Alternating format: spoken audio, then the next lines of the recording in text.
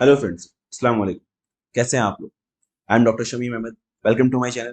Today we are going to discuss fifth and six unit of BXC. Actually only fifth unit.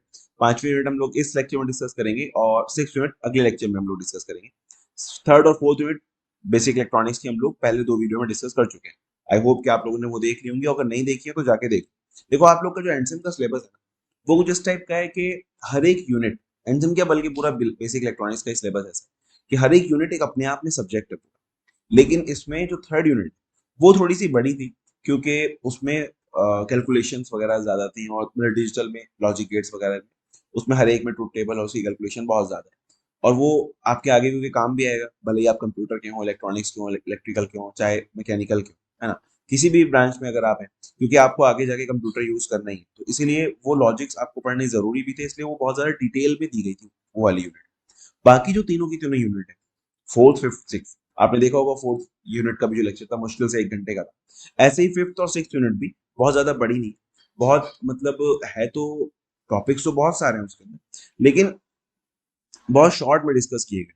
जैसे यही है आपकी जो fifth unit है, वो सेंसर्स के ऊपर बेस्ड है सारी की सारी। तो सेंसर्स का एक पूरा सब्जेक्ट होता है थर्ड ईयर में, सेंसर एंड ऑटोमेशन करके, और उसमें पूरे हर एक सेंसर के बारे में डिटेल्स में पढ़ाया जाता है। लेकिन यहाँ पे हमें बहुत ज्यादा डिटेल में नहीं पढ़ना, बस हमें एक ओवरव्यू देना है हर सेंसर का, और वही उसके बारे में पूछा जाएगा, उसका ब्लॉक डायग्राम, उसकी वर्किंग, और मतलब कैसे वो काम करता है। बहुत ज्यादा उसकी मैथमेटिकल कैलकुलेशंस नहीं है बहुत, तो इसीलिए थ्योरेटिकल है कंप्लीट। अगर आपने समझ लिया है फंडामेंटल्स, लेकिन पूरा का पूरा, तो अगर आपने समझ लिया तो आप अपनी लैंग्वेज में भी इजीली उसको एक्सप्लेन कर सकते हैं। ठीक है। और कोशिश करो कि प्रिसाइज रखो, जितना भी आंसर तुम लोग लिख रहे हो उसको बहुत ज्यादा बढ़ाने की भी जरूरत नहीं और बहुत छोटा भी नहीं करना कि बस नाम लिख के चल दी। ठीक है, चलो तो स्टार्ट करते हैं।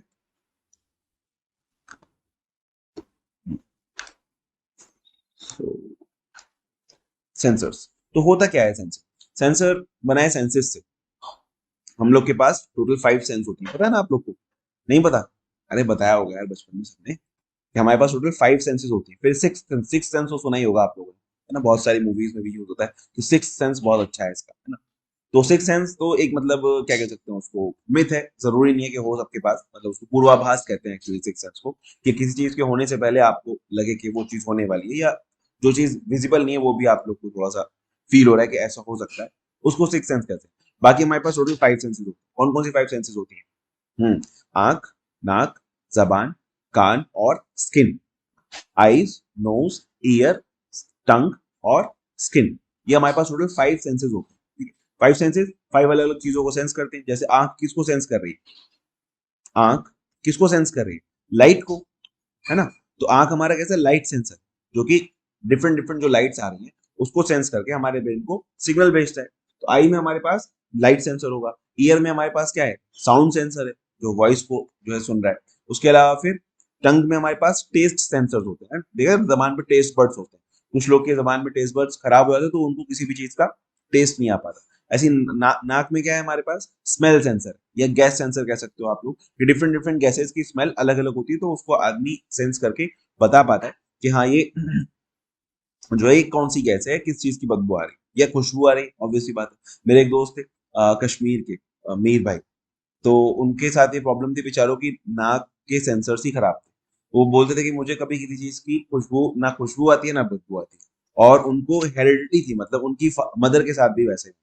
तो अगर किसी की नाक खराब हो जाए बाई चांस, तो फिर किसी चीज की खुशबू बदबू नहीं आ सकती। क्या हुआ कि उसका सेंसर खराब हो गया। नाक तो वही है, नाक तो वही अपना काम कर रही है, सांस ले रहा है आदमी, छोड़ रहा है, उससे नजला भी हो रहा है उसको, ऑब्वियस सी बात है। लेकिन जो नाक के सेंसर्स थे वो खराब हो गए। वही तो हम लोग कहते हैं। तो सेंसर क्या है?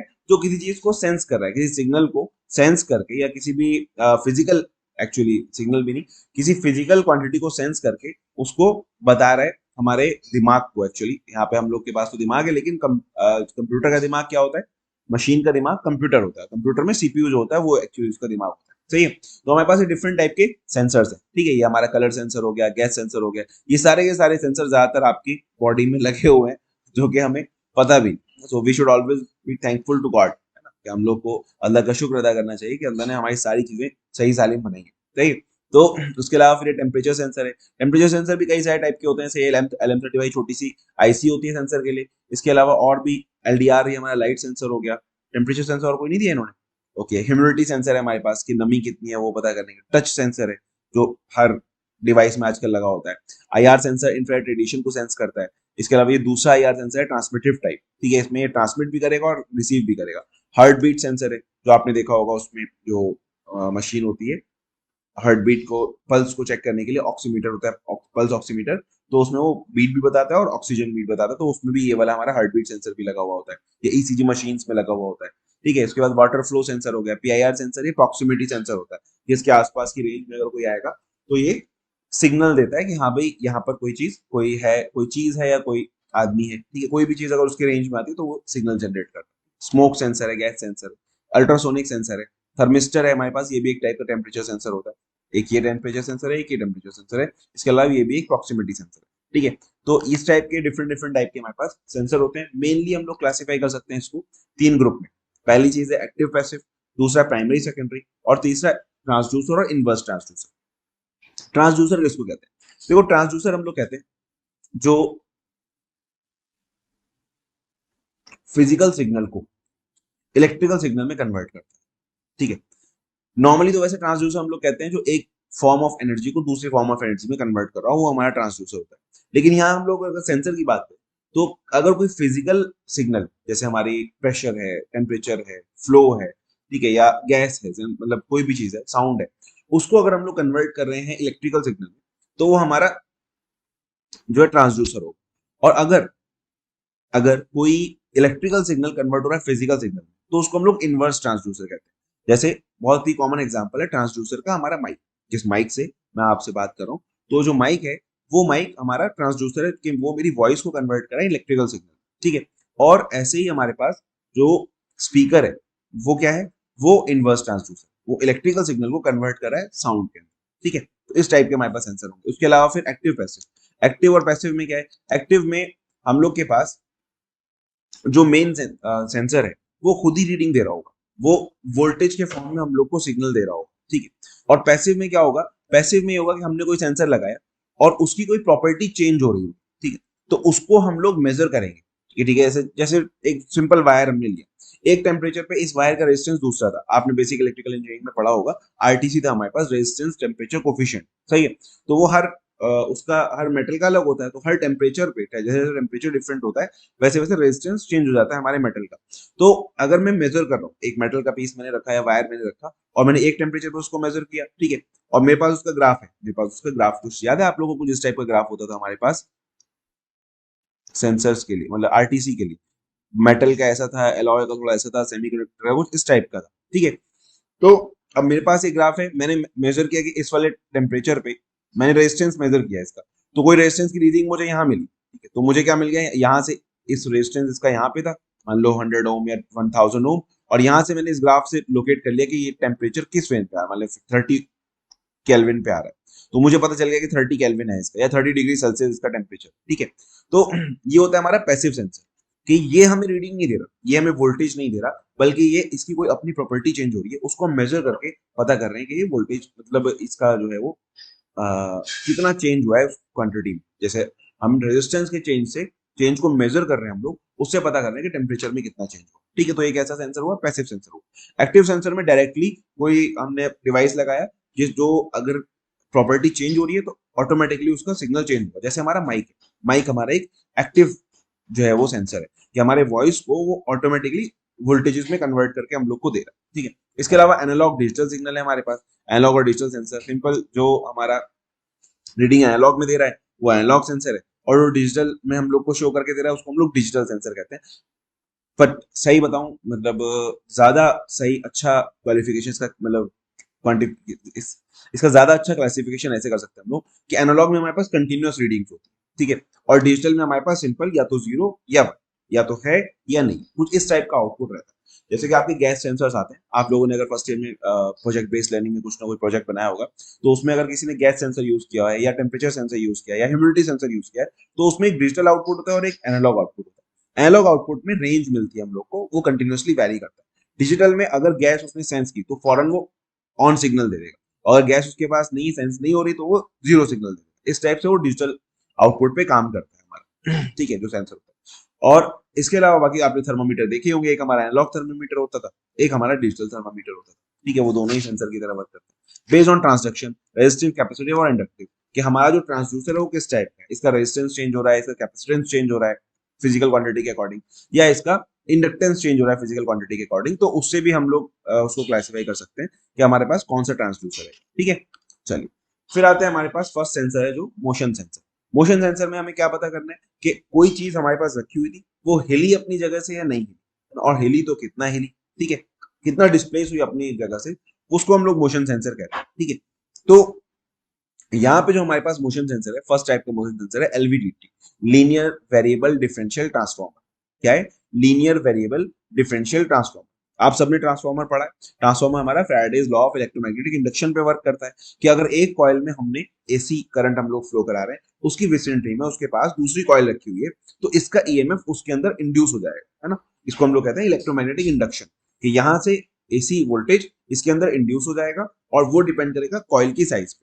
जैसे ये कॉइल अगर बड़ी है, नंबर ऑफ टर्न्स इसमें ज्यादा है, उसमें कम है, तो वोल्टेज कम इंड्यूस होगा उसके अंदर। और अगर इसके अंदर वोल्ट नंबर ऑफ टर्न्स कम है प्राइमरी के अंदर और सेकेंडरी के अंदर ज्यादा है, वो तो वोल्टेज ज्यादा इंड्यूस होता है सेकेंडरी के अंदर। ठीक है, तो वो हमारा था ट्रांसफॉर्मर। उसी के ऊपर हमने क्या किया, इसको बनाया एलवीडीटी। हमने क्या किया, एक इस टाइप का अरेंजमेंट लिया। एक हमने प्राइमरी कॉइल लगाई बीच में, ठीक है, उसके बीच उसके अंदर हमने एक रॉड लगाई मेटल की, ठीक, और उसके एक हमने यहाँ पे सेकेंडरी लगा दी, एक हमने यहाँ पे सेकेंडरी वाइंडिंग लगा दी। तो उससे क्या हुआ कि अब अच्छा यहाँ पे इन्होंने शो नहीं किया, होता ये है कि इसके साथ में जो जिस चीज का भी हमें डिस्प्लेसमेंट मेजर करना होता है, उसको हम इसके साथ लगा देते हैं। मान लो ये एक रॉड यहाँ से निकल गई, एक जो है यहाँ से निकल, अब आप कहीं पे भी उसको लगा सकते हैं। अगर ये चीज जो यहाँ से मूव करेगी, अगर इसमें मोशन होगा, तो मोशन होगा तो रॉड में मोशन होगा, और रॉड जो है वो नीचे की तरफ चली जाएगी। अब आप लोग को याद होगा, हमारे पास ट्रांसफॉर्मर में कोर होता था। ट्रांसफॉर्मर में प्राइमरी और सेकेंडरी के बीच में एक कोर होता है। कोर क्या करता है, वो मैग्नेटिक फ्लक्स को ट्रेवल कराता है प्राइमरी से सेकेंडरी की तरफ। ठीक है, तो जितना मैग्नेटिक मटेरियल होगा, यानी जैसे आयरन है हमारे पास, सॉफ्ट आयरन होगा, उतना ज्यादा इजीली हमारा मैग्नेटिक फ्लक्स फ्लो करेगा प्राइमरी से सेकेंडरी के अंदर। ठीक है, एयर है अगर सिंपल, अगर एयर भी होगी तो भी इंड्यूस तो होगा ईएमएफ हमारा, लेकिन उतना इजीली नहीं होगा, उतना ज्यादा इंड्यूस नहीं हो पाएगा, क्योंकि एयर में लीकेज कम होता है। मतलब एयर में जो है वो इतना इजीली हमारा फ्लक्स ट्रेवल नहीं कर सकता जितना इजीली हमारा वो मेटल में ट्रेवल कर सकता है। ठीक है, तो अब क्या होगा, जब ये मूव हुआ, ये मान ली नीचे की तरफ मूव हो रहा है, मैंने इसको नीचे उतारा तो ये नीचे की तरफ मूव हुआ। नीचे की तरफ मूव होने की वजह से ये इस इधर की तरफ आया, तो मान लो ये रॉड यहां तक आ गई। तो अब क्या होगा, अब इस वाली कॉइल को ज्यादा कोर मिल रही है, जिसकी वजह से ज्यादा फ्लक्स इधर की तरफ फ्लो होगा, और इस वाली कॉइल में ज्यादा ईएमएफ इंड्यूस होगा। और ऊपर से नीचे आ गया तो इस वाली कॉइल में अब कम ईएमएफ इंड्यूस होगा, क्योंकि इसको कम रॉड मिल रही है। समझ में आई बात? यहाँ पे इसको कम रॉड मिली, तो अभी जितना इसके पास फ्लक्स जा रहा है वो एयर की वजह से जा रहा है, तो उसकी वजह से यहाँ पे ईएमएफ कम हो जाएगा। और यहाँ पे फ्लक्स विद मेटल में होकर के जा रहा है, इसकी वजह से क्या होगा, यहाँ पे फ्लक्स फ्लक्स भी बढ़ जाएगा और वोल्टेज भी बढ़ जाएगा। उसी को हम लोग यहाँ पे मेजर करेंगे, डिफरेंशियल वोल्टेज हम लोग मेजर करते हैं। अगर इसका वोल्टेज ज्यादा आ रहा है, इसका मतलब रॉड नीचे की तरफ डिस्प्लेस हुई है, और अगर ऊपर वाले का वोल्टेज ज्यादा आ रहा है, इसका मतलब रॉड ऊपर की तरफ डिस्प्लेस हुई है। और उस वोल्टेज डिफरेंस के अकॉर्डिंग हम ये भी पता कर सकते हैं कि कितना डिस्प्लेस हुई है। 1 mm डिस्प्लेस हुई है, 2 mm डिस्प्लेस हुई है, 3 mm डिस्प्लेस हुई है। ठीक है, तो वो डिपेंड करेगा किसके ऊपर, इन दोनों के ईएमएफ के ऊपर। जो यहां से ई आ रहा है, E out will be E1 minus E2। तो इसमें से हम लोग इसको माइनस करेंगे। अगर नेगेटिव आ रहा है, इसका मतलब नीचे की तरफ कोर जो है शिफ्ट हुई है, और पॉजिटिव आ रहा है, इसका मतलब ऊपर की तरफ कोर शिफ्ट हुई है। तो ये कुछ इस टाइप का हमारे पास ग्राफ आता है। जो ये ग्राफ हमारे पास यहाँ पे बना हुआ है, कुछ इस टाइप का ग्राफ आएगा। ये हमारी नल पोजीशन है, और यहाँ से मैक्सिमम, भाई एक लिमिट है उसकी कोर की, उससे ज्यादा बाहर तो नहीं जा सकता ना। आप इसको कितना मूव करा लेंगे, ज्यादा यहाँ तक आ जाएगा। इससे ज्यादा बाहर निकालेंगे तो क्या होगा, डिवाइस ही खराब हो जाएगा, फिर कोर वापस कौन डालेगा उसके अंदर। सही है, तो उसकी वजह से मतलब एक लिमिट है उसकी। तो ये हमारे वो 100% वाली मैक्सिमम वाली लिमिट है, कि यहाँ से यहाँ तक ये लीनियरली वेरी कर रहा है। ठीक है, तो ये लीनियरली वेरी करता है इसका वोल्टेज भी, कि जैसे जैसे कोर इधर की तरफ शिफ्ट होगी तो इधर का वोल्टेज बढ़ेगा, इधर की तरफ शिफ्ट होगी तो इधर का वोल्टेज हमारा बढ़ेगा। उस टाइप से हम लोग मेजर कर लेंगे कि जो हमारी कोर है वो किस तरफ शिफ्ट हो गई है। ठीक है, इसके अलावा अब इसमें प्रॉब्लम क्या है, इसमें सिर्फ एक ही डिसएडवांटेज है यहाँ पर, कि अगर जैसे आपको पता है कि जो इसका मैग्नेटिक फील्ड है, अगर ये किसी और मैग्नेट के पास रखा होगा, तो उसकी वजह से इसके मैग्नेटिक फील्ड के ऊपर असर पड़ेगा। सही है, या और वायर्स जा रही हैं, उनका अपना मैग्नेटिक फील्ड है। तो इसके लिए हम लोग क्या करते हैं, इसको शील्ड करते हैं। इसको हम लोग, ये दिख रहा है, ऐसे करके हम लोग मेटल की केसिंग में इसको शील्ड कर देते हैं, क्योंकि इलेक्ट्रोमैग्नेटिक फ्लक्स को रोकने के लिए हम सिर्फ मेटल यूज कर सकते हैं, और किसी भी चीज से आप इलेक्ट्रोमैग्नेटिक फ्लक्स को फ्लो होने से नहीं रोक सकते। याद है ना आपको, मैग्नेटिक सर्किट और इलेक्ट्रिकल सर्किट में बस यही एक प्रॉब्लम थी कि इलेक्ट्रिकल सर्किट में इंसुलेशन दे सकते हैं हम लोग, करंट को फ्लो होने से रोका जा सकता है, लेकिन मैग्नेटिक फ्लक्स को फ्लो होने से हम लोग नहीं रोक सकते। उसको अगर आपको फ्लो होने से रोकना है तो आप मेटल की शील्डिंग कर सकते हैं। मेटल को, क्योंकि मैग्नेटिक लाइंस पार नहीं करती, मैग्नेटिक लाइन ऑफ फोर्स जो है वो मेटल को पार नहीं करती है, इसीलिए जो उसके अंदर का जो पोर्शन है वो बच जाएगा फ्लक्स से। लेकिन ये भी कंप्लीटली मतलब वो नहीं है, एक जैसे करंट को आप कंप्लीटली ब्लॉक कर सकते हैं, ऐसे ही यहाँ पे फ्लक्स थोड़ा बहुत फिर भी लीक होगा, लेकिन वो नेग्लिजिबल रहता है, उसको कोई फर्क नहीं पड़ता। ठीक है, तो इसलिए हम लोग क्या करते हैं, अपने एलवीडीटी को एनक्लोज कर देते हैं एक मेटल शीट के अंदर, जिससे कि बाहर के जो मैग्नेटिक फ्लक्स है उसका इसके ऊपर असर ना पड़े। ठीक है, ये हो गया हमारा, ये इसके डायग्राम्स है। इधर की तरफ मूव कर रहा है तो क्या होगा, इधर नल में है तो कुछ नहीं होगा, और अगर इधर की तरफ मूव कर रहा है तो हमारा नेगेटिव आएगा। ठीक है, फिर आते हैं एक्सेलरोमीटर। एक्सेलरोमीटर क्या होगा, जैसा इसका नाम है कि एक्सेलरेशन मेजर कर रहा है कि कितने स्पीड से आप बढ़ा रहे हैं, एक्सेलरेशन कितना है। ठीक है, तो एक्सेलरोमीटर भी हम लोग बना सकते हैं एलवीडीटी के साथ। क्या होगा कि अगर हम लोग इसी में यहाँ पे इसको हमने लगा दिया, अब जैसे एक्सेलरेशन बढ़ेगा तो इसका मतलब क्या, डिस्प्लेसमेंट बहुत फास्ट मूव कर रहा है, बहुत फास्ट इधर से इधर मूव करेगा। तो फास्ट मूव करने से हम लोग को पता चलेगा कि हाँ ये जो है जितनी तेजी के साथ पीछे है, इसका मतलब उतना ज्यादा एक्सेलरेशन हम लोग को मिला है। तो एलवीडीटी भी हम लोग यूज कर सकते हैं एक्सेलरोमीटर के लिए। इसके अलावा पीजो इलेक्ट्रिक मटेरियल्स हम लोग यूज करते हैं। पीजो इलेक्ट्रिक मटेरियल आप लोग को पता होगा कि हम लोग के पास क्रिस्टल्स होते हैं। क्रिस्टल को जितना ज्यादा स्ट्रेस दिया जाता है या जितना ज्यादा उसके ऊपर स्ट्रेन होता है, तो जितना उसके ऊपर प्रेशर पड़ता है, मतलब उससे इलेक्ट्रिसिटी जनरेट होती है।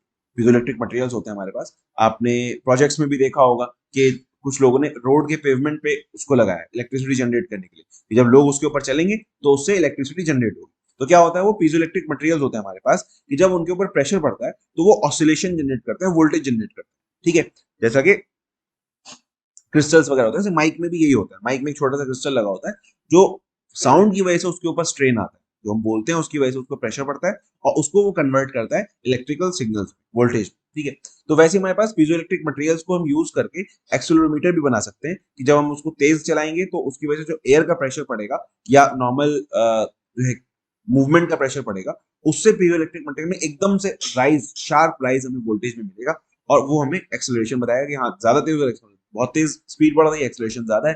अगर धीरे धीरे, इसका मतलब स्पीड धीरे धीरे बढ़ रही है, इसका मतलब एक्सेलरेशन कम है। और उसके बाद हमारे पास होता है micro electromechanical systems, MEMS accelerometer.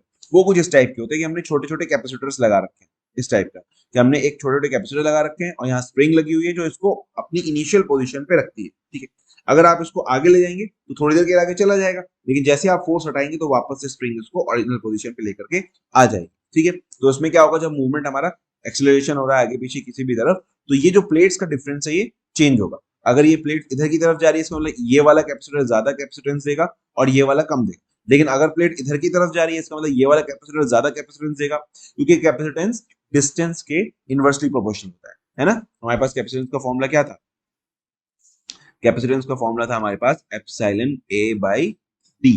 ठीक है, तो यहाँ पे एरिया तो हमारा सेम है, एप्सिलॉन हमारा मीडियम पे डिपेंड करता है, वो भी हमारा सेम है इन प्लेट्स के लिए, सिर्फ क्या वेरी करा रहे हैं हम लोग, डी। तो जैसे डिस्टेंस चेंज होगी दो प्लेट्स के बीच में, वैसे वैसे हमारा क्या होगा, अगर ये कम होगी डिस्टेंस तो कैपेसिटेंस बढ़ेगा, और ये ज्यादा होगी तो कैपेसिटेंस कम होगा। तो अब जिधर की तरफ भी ये मूव करेगा, अगर इधर की तरफ मूव कर रहा है तो अब ये वाला कैपेसिटर, इन दोनों के बीच में कैपेसिटेंस बढ़ जाएगा और इन दोनों के बीच में कम हो जाएगा। ठीक है, अगर इधर की तरफ मूव कर रहा है उल्टा, उल्टी डायरेक्शन में, तो इन दोनों के बीच में कैपेसिटेंस बढ़ जाएगा और इन दोनों के बीच में कैपेसिटेंस कम हो जाएगा। तो उससे हमें पता चल जाएगा एक्सेलरेशन किस डायरेक्शन में बढ़ रहा है ना। नॉर्मली तो एक ही डायरेक्शन में होता है, लेकिन फिर भी अगर कोई चीज ऐसी हो दोनों डायरेक्शन में मूव कर रही है, तो हम पता कर सकते हैं कि किस डायरेक्शन में मूव कर रही है और कितने एक्सेलरेशन के साथ मूव कर रही है। ठीक है, एक्सेलरेशन उसका कितना है। ठीक है, फिर आते हैं हमारे पास temperature sensors. Yes, temperature sensors हमारे पास क्या करेंगे, टेम्परेचर को सेंस करेंगे। ठीक है, हीट और कूलनेस, या तो कितना गर्म है कितना ठंडा है, उसको बताता है हमारा टेम्परेचर सेंसर। तो टेम्परेचर सेंसर नॉर्मली तीन टाइप के आपके सिलेबस में है, और भी टाइप के होते हैं, थर्मोकपल, थर्मिस्टर और आरटीडी। ठीक है, थर्मोकपल, थर्मिस्टर और आरटीडी, तीनों से आप वाकई में पता है आपको क्या होता है, अच्छा नहीं पता कोई बात। थर्मोकपल शायद आपने पढ़ा हो उसमें ट्वेल्थ की फिजिक्स में सीबेक इफेक्ट पढ़ाया जाता है, एक सीबेक इफेक्ट पढ़ाया जाता है। उसमें हम लोग ये पढ़ते हैं कि अगर दो अलग अलग मेटल की वायर्स को लिया जाए और दोनों को एंड से जोड़ दिया जाए, मतलब पैरेलली हम लोग कनेक्ट करते हैं, और एक तरफ एक जंक्शन को हम लोग कोल्ड पॉइंट पे रखें, मतलब ठंडी जगह पे रखें, और दूसरी जगह को गर्म जगह पे रखें, दूसरे जंक्शन को, तो इन दोनों के बीच में एक वोल्टेज इंड्यूस होगा दोनों जंक्शन के बीच में, और क्योंकि ये कनेक्टेड है तो इनके बीच में करंट भी फ्लो होना स्टार्ट हो जाएगी। समझ में आई बात? थर्मोकपल का प्रिंसिपल क्या है कि हमने वायर ली दो अलग अलग मेटल की, एक जंक्शन उसका ज्वाइन किया, दूसरा जंक्शन हमने यहाँ से ज्वाइन किया, इसको हमने ठंडे पे रखा है, इसको गर्म पे रखा, तो क्या होगा, दोनों के टेम्परेचर डिफरेंस की वजह से यहाँ पे इन दोनों जंक्शन के बीच में एक वोल्टेज इंड्यूस होगा, मतलब वोल्टेज जनरेट हो जाएगा। और क्योंकि ये दोनों कनेक्टेड है, या आपने अगर ब्रेक कर दिया तो एक अलग बात, अगर सर्किट कंप्लीटेड है ये, तो यहाँ से करंट भी फ्लो होना, दो वोल्टेज है और वोल्टेज को अगर जगह मिल जाएगी करंट फ्लो करने के लिए, तो यहाँ पे करंट भी फ्लो होना स्टार्ट हो जाएगा। ठीक है, तो ये हमारा थर्मोकपल का मोटा मोटा प्रिंसिपल समझ में आ गया आपको। इसके एडवांटेजेस क्या है? सबसे एडवांटेज सबसे बड़ी है कि सिंपल है, कुछ नहीं करना, दो वायर लेने, दोनों को ज्वाइन करना है, दो जंक्शन बनाने, एक को गर्म एक को ठंडा, फिर उसको आप एक को ठंडे पे कांस्टेंट रखिए, दूसरे को अलग अलग जगह गर्म पे लगा करके आप चेक कर लीजिए क्या कैलिब्रेशन, एक आपके पास टेबल बन जाएगी, फिर आप अननोन पे बस लगा दिए। समझ रहे हो नहीं समझ रहे हो? देखो, एक जंक्शन को मैंने रखा ठंडे बर्फ के साथ लगा 0 डिग्री सेल्सियस पे, फिर दूसरी जगह पे लगा के मैंने एक ग्राफ बना लिया पूरा कि इसमें जो करंट फ्लो दिया, वोल्टेज जो आ रहा था वो 10 डिग्री सेल्सियस पे इतना आ रहा था, 20 डिग्री सेल्सियस पे इतना वोल्टेज आ रहा था, 30 डिग्री सेल्सियस पे इतना वोल्टेज आ रहा था। ठीक है, मैंने एक पूरा ग्राफ बना लिया। अब उसके बाद अब मुझे जिस भी चीज का टेम्परेचर मेजर करना है, मैं अपने गर्म वाले जंक्शन को उस चीज पे रखूंगा और देखूंगा कितना वोल्टेज आ रहा है, उस वोल्टेज के अकॉर्डिंग फिर मैं जाऊंगा टेबल में अपने, उस वोल्टेज पे उस वोल्टेज पर जो है वो टेम्परेचर कितना है, और मुझे पता चल जाएगा कि कितना टेम्परेचर आ रहा है हमारे पास। ठीक है, समझ में आई बात? तो ये हमारा सिंपल होता है, रगड होता है, कहीं भी यूज कर सकते हैं, बहुत ज्यादा इसमें कोई प्रॉब्लम नहीं, इनएक्सपेंसिव है, बहुत ज्यादा कॉम्प्लिकेटेड मशीनरी नहीं लगानी पड़ती, सिर्फ एक दो तार लेने, एक वोल्ट मीटर लेना है, काम हो गया हमारा। कोई एक्सटर्नल पावर इसको नहीं देनी पड़ती। वाइड टेम्परेचर रेंजेस है, टेम्परेचर रेंज इसकी ज्यादा होती है, और वैरायटी ऑफ स्टाइल, अलग अलग स्टाइल्स अलग अलग वैरायटी में हमारे पास मिल सकता है, क्योंकि कितनी भी वैरायटी हम इसकी बना सकते हैं ना, क्या ही करना है हमें, मेटल चेंज कर देना है, दो मेटल के वायर हम लिए अलग अलग, अब आप इन दोनों मेटल को चेंज करते रहिए, अलग अलग आपके पास थर्मोकपल्स बनते रहेंगे, इसलिए वैरायटी ऑफ स्टाइल्स हम लोग को यहाँ पे मिल जाती है। ठीक है, इसके अलावा फिर डिसएडवांटेज क्या है? एक तो नॉन लीनियर रिस्पॉन्स है इसका, मतलब एक डायरेक्टली वो नहीं मिलेगी, एक जो है लीनियर रिस्पॉन्स नहीं, एक ऐसा नहीं कि सिंगल लाइन है आप उस पर कहीं पे भी ऊपर सकते हैं, इसका रिस्पॉन्स आप देख रहे हैं कुछ एक्सपोनेंशियल जा रहा है, फिर सीधा जा रहा है, फिर ऊपर की तरफ जा रहा है, तो इसका एक नॉन लीनियर रिस्पॉन्स रहता है। स्मॉल सेंसिटिविटी कम है इसकी, थोड़े बहुत टेम्परेचर डिफरेंस में बहुत ज्यादा वोल्टेज का डिफरेंस नहीं आएगा। स्मॉल आउटपुट वोल्टेज बहुत छोटा होगा, रिक्वायर सीजेसी, सीजेसी क्या होता है पता नहीं, अच्छा वो उसको कन्वर्ट करने के लिए मतलब उसको चाहिएगा। और लीस्ट स्टेबल, स्टेबिलिटी थोड़ी सी इसकी कम। फिर भी इसको देख लेते हैं कि कैसे होती है वर्किंग ऑफ थर्मोकपल, जो मैंने आपको बताया वही सब यहाँ पर लिखा हुआ है। ये हॉट जंक्शन है, हमने यहाँ पे एक अलग से यहाँ पे कोल्ड जंक्शन है ये वाला, और इन दोनों के बीच में हमने लगा दिया वोल्ट मीटर, यहाँ से हम मेजर कर रहे हैं, तो ये जो वोल्टेज है वो डिपेंड करेगा दोनों के टेम्परेचर डिफरेंस के ऊपर, और यहाँ से हम लोग इसको मेजर कर लेंगे। अगर हमारे पास ये फाइनल आएगा VO equal to C T2 minus T1, अब डिफरेंस के ऊपर डिपेंड करेगा, तो T2 VO ओवर C, अगर इसको आप मैनिपुलेट करें, अगर देखो हमें क्या करना है, यहाँ प्रोपोर्शनल था, हमने प्रोपोर्शनल हटा के कांस्टेंट लगा दिया, और कांस्टेंट को हम लोग इजीली कैलकुलेट कर सकते हैं। कैसे? हमें VO क्या है, मीटर में दिख रहा है कितना वोल्टेज, T2 हमारा जो टेम्परेचर गर्म वाला, T1 हमारा ठंडा वाला, T1 हमने रख रखा है बर्फ पे, हमें पता है कि बर्फ जो है वो 0 डिग्री सेल्सियस पे होती है। T2 हमने बॉइलिंग वाटर पे रख दिया, हमें पता है इसका टेम्परेचर 100 डिग्री सेल्सियस होगा। तो अब इन दोनों को हमने मतलब इन तीनों की वैल्यू हमने पुट कर दी स्टार्टिंग कैलिब्रेट करने के लिए, उसके बाद हमें क्या मिला, C मिल गया, ये हमें मिल गया कांस्टेंट। अब ये तो कांस्टेंट है, कांस्टेंट ही रहेगा। अब हमने इस फॉर्मूले को मैनिपुलेट करके ये बना लिया। अब T1 को हमने रखा हमेशा 0 डिग्री सेल्सियस पे, तो ये 0 हो गया। अब हमें सिर्फ वोल्टेज हमें मेजर कर ही रहे हैं हम लोग वोल्ट मीटर से, और यहाँ उसको डिवाइड करेंगे कांस्टेंट से, हमें T2 पता चल जाएगा। कितना इजी कैलकुलेशन, इसलिए बताया सिंपल है, इजी रकेट है, इजी टू यूज। ठीक है, एप्लीकेशन कहाँ का, सीमेंट मैन्युफैक्चरिंग प्लांट में, ट्यूब मिल्स में, फूड इंडस्ट्रीज में, हीट ट्रीटमेंट प्लांट्स में, यहाँ पे इसका एप्लीकेशन होता है। ठीक है, कब एग्जाम में कभी कभी एप्लीकेशन भी लिखने को बोलता है। इसके अलावा फिर आता है हमारा थर्मिस्टर। थर्मिस्टर क्या होता है? थर्मिस्टर बिल्कुल सिंपल सा डिवाइस होता है कि उसमें जो रेजिस्टेंस है वो चेंज हो जाएगा टेम्परेचर के according. They are made of semiconductor material having negative temperature coefficient. Semiconductor का मैंने बताया था ना भी, इसका टेम्परेचर कोफिशिएंट आरटीसी में भी हमारे पास ये जो होती थी, ये वाली लाइन जो थी, ये सेमीकंडक्टर के लिए थी हमारे पास, इसका नेगेटिव टेम्परेचर कोफिशिएंट होता था। तो सेमीकंडक्टर का जनरली बना होता है थर्मिस्टर हमारा। और कहाँ गया, the resistance varies with the temperature according to the following expression. इसका जो रेजिस्टेंस वेरी करता है वो इस एक्सप्रेशन के अकॉर्डिंग वेरी करता है। सेमीकंडक्टर है ना, क्योंकि तो इसका एक्सपोनेंशियल रिलेशन होगा। ये थोड़ा सा, ये बस ये बताने के लिए कि नेगेटिव टेम्परेचर कोफिशिएंट का कैसा होता है, और पॉजिटिव टेम्परेचर कोफिशिएंट का ग्राफ कैसा होता है। एक्चुअल में सेमीकंडक्टर का ग्राफ ऐसा नहीं है। एक्चुअल में सेमीकंडक्टर का ग्राफ कैसा है, जो मैंने अभी पहले बनाया था, जो कि था हमारे पास कुछ इस वे, यहाँ से ऐसे एक्सपोनेंशियल जा रहा है, इसलिए हमारे पास आप यहाँ देख रहे हैं, यहाँ पे एक्सपोनेंशियल टर्म है हमारे पास इसके एक्सप्रेशन में। ठीक है, तो ये हमारा कोई भी अगर हमें टेम्परेचर पता करना है, R0 हमारे पास होगा रेजिस्टेंस है T0 डिग्री केल्विन, जो हमारा फर्स्ट टेम्परेचर, एक टेम्परेचर में हम लोग मेजर करके रखेंगे। इस टेम्परेचर पे हमने रेजिस्टेंस मेजर कर रखा है, ये हमारे पास 1/T, ये अब हम टेम्परेचर फाइंड आउट करना चाह रहे हैं, और ये हमारा रेजिस्टेंस है। तो रेजिस्टेंस हम लोग मेजर करेंगे, इस टेम्परेचर को फाइंड आउट करेंगे। बीटा हमारा characteristic temperature of thermistor material, जो हमने मटेरियल यूज किया है ये उसके ऊपर डिपेंड करेगा बीटा। अगर हमने सिलिकॉन लिया तो अलग होगा, जर्मेनियम लिया तो अलग होगा, गैलियम आर्सेनाइड लिया तो अलग होगा, डिपेंड करेगा मटेरियल के ऊपर। ठीक है, थर्मिस्टर अवेलेबल इन 2 टाइप्स। अब इसको भी हमारे पास दोनों टाइप के अवेलेबल होते हैं, क्योंकि कुछ सेमीकंडक्टर ऐसे भी होते हैं जिनका पॉजिटिव टेम्परेचर कोफिशिएंट भी होता है। ठीक है, डिपेंड करता है, अगर उसकी डोपिंग हमने बहुत ज्यादा बढ़ा दी, अगर सेमीकंडक्टर की डोपिंग बहुत ही ज्यादा आपने बढ़ा रखी है, तो उसका फिर टेम्परेचर कोफिशिएंट पॉजिटिव भी हो जाता है। ठीक है, तो ये डिपेंड करता है कि थर्मिस्टर हम लोग कैसा यूज कर रहे हैं। इसके एडवांटेज और डिसएडवांटेज वो भी हमने यहीं पे लिखे हुए हैं। ठीक है, थर्मिस्टर के, ये आरटीडी, ये थर्मिस्टर, थर्मिस्टर के एडवांटेजेस क्या है कि फास्ट है, एक्सपोनेंशियल रिस्पॉन्स है ना, तो एकदम से चेंज होगा, तो फास्ट है, हाई आउटपुट इसमें हमें मिलेगा, minimal lead resistance error, lead का जो रेजिस्टेंस एरर बहुत कम, मतलब जो हमने लगा रखी है वायर, उसका रेजिस्टेंस बहुत कम मैटर करता है इसमें। फिर प्रॉब्लम क्या है, लिमिटेड टेम्परेचर रेंज, इसकी टेम्परेचर रेंज आप देख रहे हैं यहाँ से यहाँ तक ही बस इसका चल रहा है, बहुत ज्यादा आगे फिर स्टेबल सा ही हो जाता है, मतलब फिर बहुत ज्यादा चेंज नहीं होगा।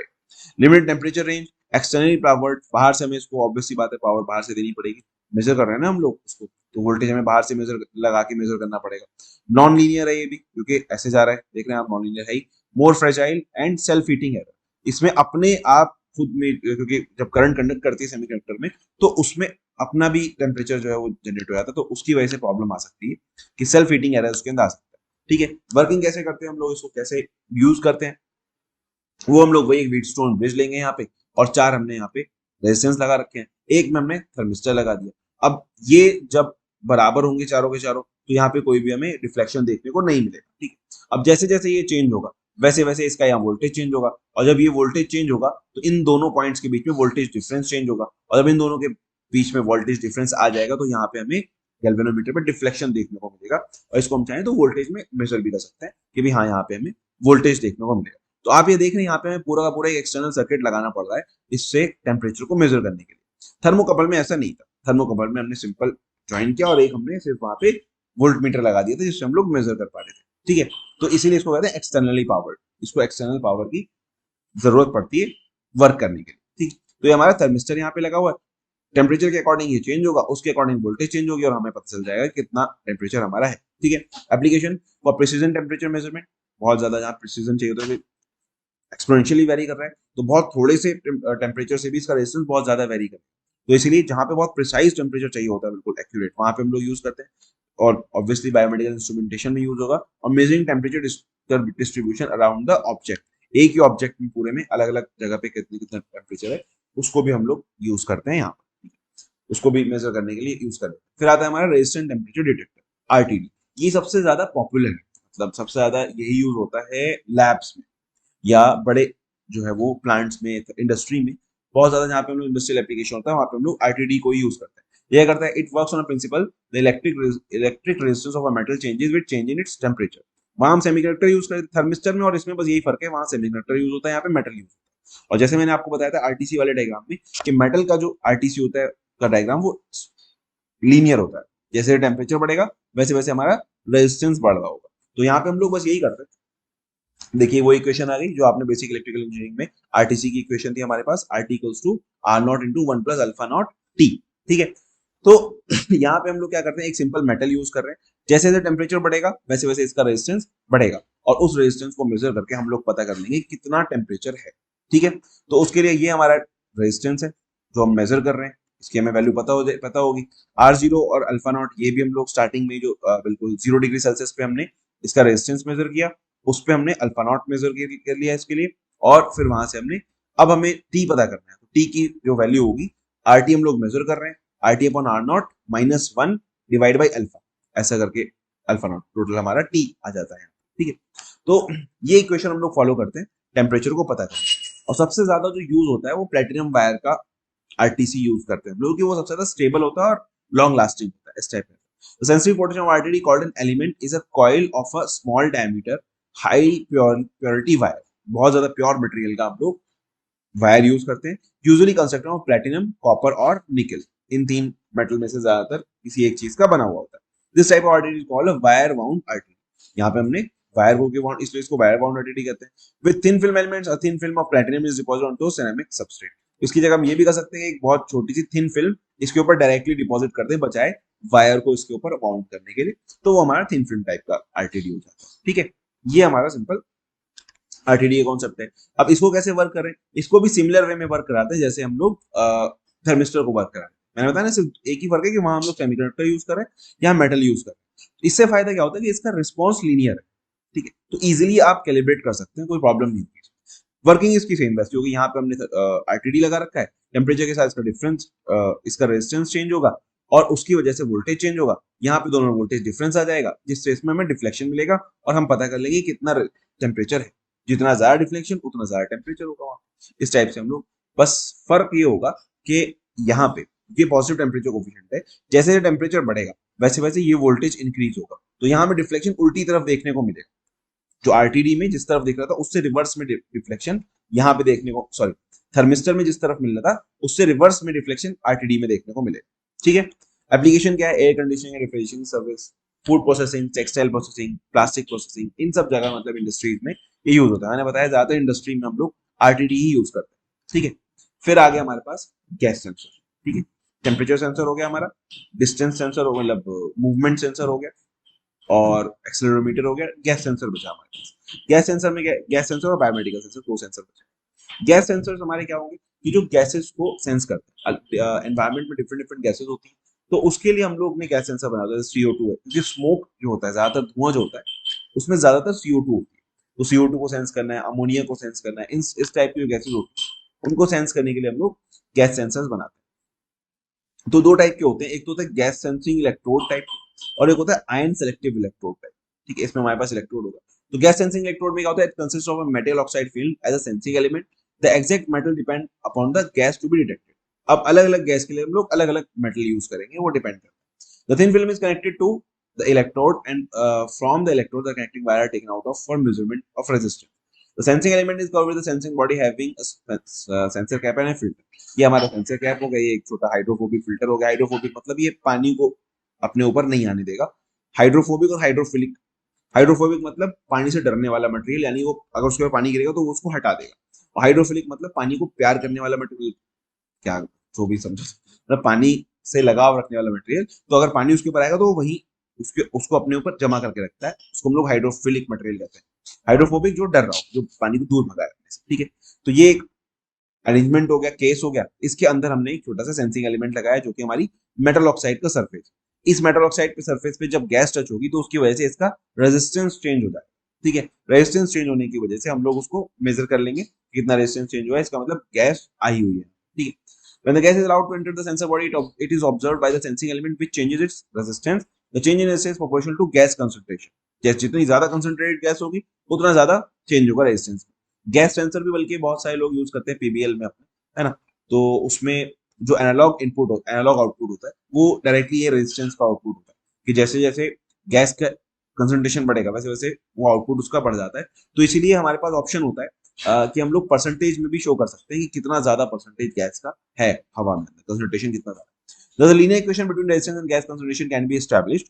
Also, the change in resistance can be converted to voltage using electric circuit. ठीक है, आप रेजिस्टेंस में चेंज हो रहा है, आप उसको वोल्टेज पे कन्वर्ट कर लिए, सेम जो हम लोग यहाँ पे कर रहे थे, इसके रेजिस्टेंस को हम लोग वोल्टेज में कन्वर्ट कर रहे थे, वैसे हम लोग यहाँ पे भी कन्वर्ट कर सकते हैं। The gas sensor are generally use for detection of carbon monoxide, CO, carbon dioxide. Accordingly ये CO2 होगी, सॉरी यहाँ पे गलत लिखा हुआ है, ये हमारे पास होगा CO2, है ना, तो carbon dioxide. Accordingly the material of sensing element is selected. अब ये डिपेंड करता है कौन सी गैस डिटेक्ट करनी है, तो उसके अकॉर्डिंग हम उसका मटेरियल चेंज कर देते हैं। फिर आता है ion sensing electrode. Ion sensing electrode में जो हमारा इलेक्ट्रोड होता है वो आयंस को सेंस करता है, जो हमारी अमोनिया वगैरह कोई भी अगर गैस है, तो ये डिपेंड करता है कि जब हमारी कोई भी गैस वाटर के साथ रिएक्ट करेगी तो हाइड्रोक्सिल आयन जनरेट करेगी, ये वाला OH माइनस जनरेट करेगी, तो इसको हमारा ये जो इलेक्ट्रोड है वो डिटेक्ट कर लेता है। ये हमारे पास ये सॉल्यूशन है इसका, NaCO3 सैंपल इंटरनल सॉल्यूशन यहाँ पर होगा, और इस सॉल्यूशन में जब कोई गैस यहाँ से आएगी तो इसके साथ रिएक्ट करेगी, और इसकी रिएक्शन की वजह से इसमें हाइड्रोक्सिल आयन की कंसंट्रेशन बढ़ जाएगी, जिसको हमारा ये जो इलेक्ट्रोड है वो सेंस कर लेगा, और बाहर जो है वो सिग्नल दे देगा कि हाँ भाई आपका जो है वो इसमें मतलब वोल्टेज क्योंकि यहाँ पे पड़ेगा तो जेफेट पे सिग्नल जाएगा, वो ऑन हो जाएगा वहां से ट्रांजिस्टर। ठीक है, इस टाइप का हमारा अरेंजमेंट रहता है। Same iron selective semiconductor arrangement है हमारे पास, कि यहाँ पे वही जो हमने यहाँ बना रखी ये वाला जो पूरा का पूरा है ये हम जेफेट में लगाते हैं यहाँ पे, और इसकी गेट कंट्रोल में दे देते हैं। तो इसकी वजह से यहाँ से जो वोल्टेज आ रहा है वो इसकी गेट को कंट्रोल करेगा, उसकी वजह से ये वोल्टेज इसका चेंज हो जाएगा यहाँ पे। ठीक है, जेफेट में बहुत ज्यादा हाई वोल्टेज गेन होता है। जेफेट हमारा जंक्शन फीड इफेक्ट ट्रांजिस्टर आप लोग के सिलेबस में था नहीं है, फर्स्ट यूनिट में होना चाहिए था, बट आपने मॉसफेट तो पढ़ा ही। मॉसफेट का ही भाई जेफेट होता है, आपको पता है मॉसफेट में गेट की वोल्टेज को थोड़ा सा चेंज करने से जो ड्रेन टू सोर्स वोल्टेज है वो बहुत ज्यादा चेंज हो जाती है ना, या करंट उसकी बहुत ज्यादा चेंज हो जाती है। तो ऐसे ही हमारे पास यहाँ पे क्या है कि वोल्टेज गेन बहुत ज्यादा होता है जेफेट गेट की वोल्टेज से। हम लोग आईडी ये वाली जो वोल्टेज है इसको हम लोग कंट्रोल करें, थोड़े से वोल्टेज से यहाँ बहुत ज्यादा करंट और वोल्टेज में चेंज आ जाता है। तो इसीलिए हम लोग क्या करते हैं, इस आयन सेलेक्टिव मेम्ब्रेन को इस इलेक्ट्रोड के ऊपर लगाते हैं, जिससे हम गेट का वोल्टेज चेंज कर रहे हो। ठीक है, तो ये हमारा ion selective semiconductor gas sensor होगा।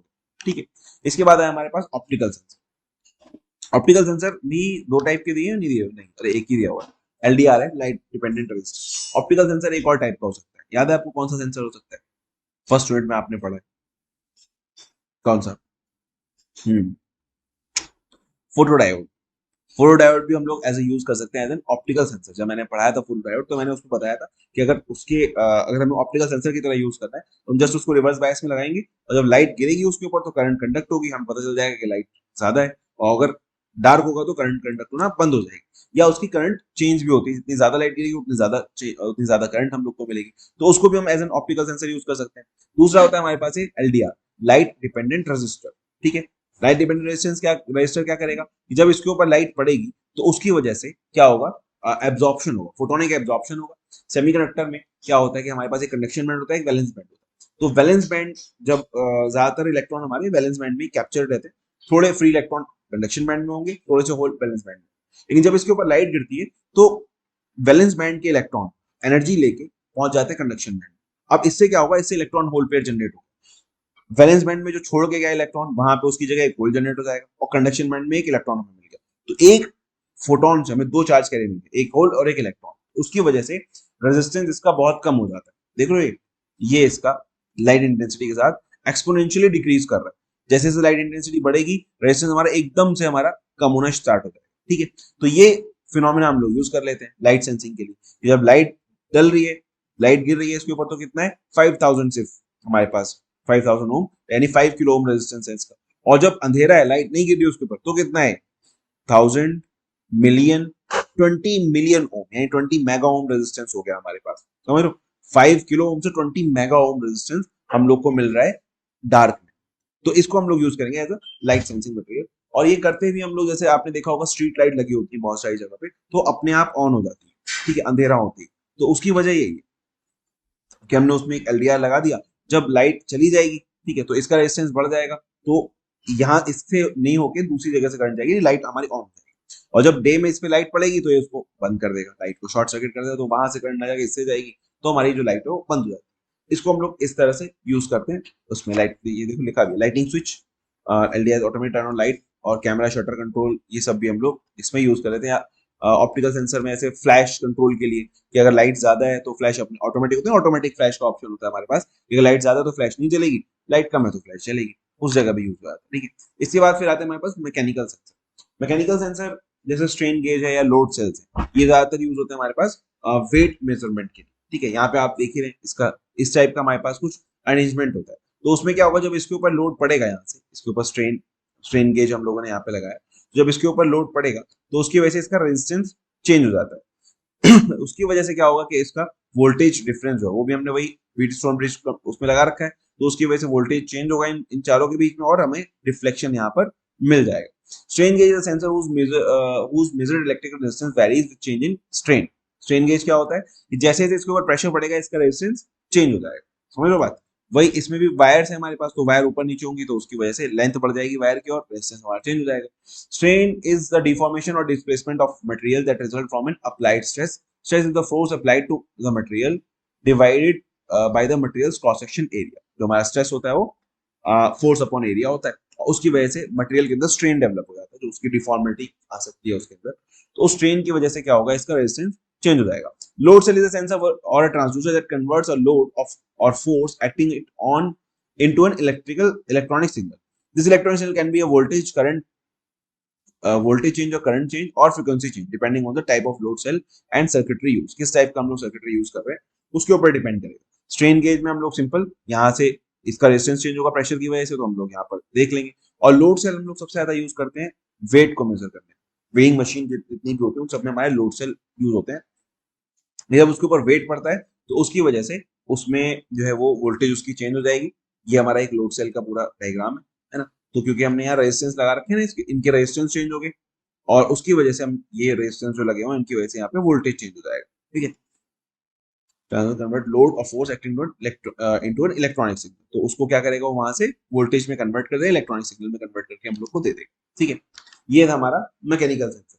मैकेनिकल सेंसर में ये दो चीजें, स्ट्रेन गेज और लोड सेल। स्ट्रेन गेज को यूज करके हम लोग लोड सेल बनाते हैं। ठीक है, तो अगर ऐसा आता है तो आप इतना भी लिख कर आते हैं तो आराम से 5-6 मार्क्स मिल जाएंगे। नॉर्मली इसका जो पैटर्न रहता है वो 6-6-5 वाला ही रहता है, 6-6-5 या 6-6-6 ऐसे करके, है ना। तो 6 या 5 मार्क्स का आएगा, बहुत ज्यादा लिखने की जरूरत नहीं, इतना काफी। इसके बाद फिर आता है बायोसेंसर्स। बायोसेंसर्स में क्या होगा, बायोसेंसर्स क्या करेंगे, मतलब बायोमोलिक्यूल को सेंस करेंगे, ऑब्वियस सी बात है ना। जैसे जितने भी मेडिकल इक्विपमेंट्स होते हैं वो सब हमारे बायोसेंसर्स पे काम करते हैं। ठीक है, तो कुछ हमारे केमिकल बायोसेंसर्स भी होते हैं, कुछ जो है वो इलेक्ट्रॉनिक बायोसेंसर होते हैं। यहाँ हम लोग इलेक्ट्रॉनिक बायोसेंसर की बात करें, जैसे सबसे कॉमन बायोसेंसर कौन सा है जो आप लोगों ने देखा भी होगा, किसी न किसी के पास होता ही, घर में या मोहल्ले में कहीं ना कहीं आराम से मिल जाता है इजीली। तो क्या होगा बायोसेंसर, गंदी बात नहीं, गलत गलत चीज मत। हाँ, अब सही आया। ग्लूकोमीटर जो होता है हमारा, है ना, डायबिटीज जिससे चेक करते हैं हम लोग, किस तरह से ब्लड लेते हैं उसमें और उसको जो है फिर हम लोग लगा देते हैं मशीन के अंदर, और मशीन जो उसको एनालाइज करके बताती है कि इसके अंदर ग्लूकोज कितना है ना, शुगर लेवल कितना है। तो शुगर लेवल जो टेस्टर है हमारे पास वो कैसा है, वो बायोसेंसर है। ठीक है, तो वो बायोसेंसर है हमारा जो उसको सेंस कर रहा है कि इसमें शुगर लेवल कितना है, और फिर उसको हमें बताता है मेजर करके डिजिटल डिस्प्ले में बकायदा, है ना। तो ऐसे ही हमारे पास क्या, the block diagram of biosensor consist of 3 segment, namely sensor, transducer and an electrical circuit. ठीक है, सबसे पहले सेंसर है जो सेंस करेगा उसको, फिर एक ट्रांसड्यूसर होगा जो इसको कन्वर्ट करेगा इलेक्ट्रिकल सिग्नल, फिर हमारे पास एक इलेक्ट्रिकल सर्किट होगा जो इस इलेक्ट्रिकल सिग्नल को, इस वोल्टेज को प्रॉपर डिस्प्ले करके हम लोग को देगा। ठीक है, तो सेंसर क्या होगा, first segment sensor detector which biological component, क्योंकि उसको किसी और कोई एंटीजन है, एंटीबॉडी से कनेक्ट होना है, कुछ करना है उसको, तो एक बायोलॉजिकल कंपोनेंट हमें चाहिए जो उस मॉलिक्यूल के साथ रिएक्शन कर सके। It is a biochemical receptor, it interacts with the analyte and the signal the change in its composition as electrical signal. ठीक है, ये अपना जैसे उससे रिएक्ट कर रहा है तो अपने इसके कंपोजिशन में कुछ चेंज होगा, उसको इलेक्ट्रिकल सिग्नल की तरह प्रोवाइड करेगा। Transducer, the second segment is transducer, it's physical, it is a physical component which amplifies the biochemical signal received from the detector, alters the resulting signal into electrical and display it in attainable way। ये सही नहीं लिखा हुआ। Transducer जो है उसका काम सिर्फ इतना है कि वो उस केमिकल सिग्नल को कन्वर्ट कर रहा है वोल्टेज के अंदर। ठीक है, फिर हमारा इलेक्ट्रिकल सर्किट जो वो एक काम करेगा। It is associated part which consist of signal conditioning unit, a processor और micro controller and a display unit. इस इलेक्ट्रिकल सर्किट में हमारे पास सारी चीज होगी। ट्रांसड्यूसर हमें वोल्टेज में कन्वर्ट करके दे रहा है, अब इस वोल्टेज को हमें एम्पलीफाई करना पड़ेगा। वो तो बेचारा बहुत छोटा सा वोल्टेज जनरेट कर रहा होगा ना, तो उसको हमें एम्पलीफाई करना होगा, उसको कंडीशनिंग करनी होगी, सही से देखना पड़ेगा कितना मतलब उसका सिग्नल सही आ रहा है नहीं आ रहा। उसके बाद अगर आपके पास दो ऑप्शन है, या तो आप डायरेक्टली वोल्टेज दे दिए और फिर मैनुअली उसको आप कैलकुलेट करेंगे इतने वोल्टेज पे कितना आ रहा है, तो आप टेबल से मैच करा सकते हैं, या फिर आप उसके लिए इसमें छोटा सा माइक्रो कंट्रोलर लगा दिए और उसके साथ में डिस्प्ले लगा दिए कि वो जो आप टेबल से मैच कर रहे थे उसको वो माइक्रो कंट्रोलर मैच कर लेगा और उसको डिस्प्ले में शो कर देगा कि भाई कितना रिजल्ट आ रहा है। ठीक है, on the basis of biosensor biomaterial and biosensors classified as electrochemical biosensor, calorimetric या थर्मल डिटेक्शन बायोसेंसर और ऑप्टिकल बायोसेंसर। इस टाइप के हमारे पास 3 टाइप के बायोसेंसर्स होते हैं। ये इसका पूरा ब्लॉक है या वर्किंग कह सकते हैं आप उसको, वर्किंग डायग्राम कि एनालाइट आएगा यहाँ से, बायोकेमिकल कन्वर्जन होगा, ये हमारा बायोरिसेप्टर कुछ भी रिसेप्ट कर सकता है, एंटीबॉडी, एंजाइम, सेल, एप्टेमर, जो भी। यहाँ से सिग्नल देगा ट्रांसड्यूसर को, ट्रांसड्यूसर को कन्वर्ट करेगा वोल्टेज में, फिर हमारे पास इलेक्ट्रॉनिक सर्किट है यहाँ पे जो इसको एम्पलीफाई करेगा और प्रोसेसर को देगा। दो ऑप्शन है, तो एम्पलीफाई करके डायरेक्टली आप इसमें वोल्टेज मीटर पे चेक कर सकते हैं।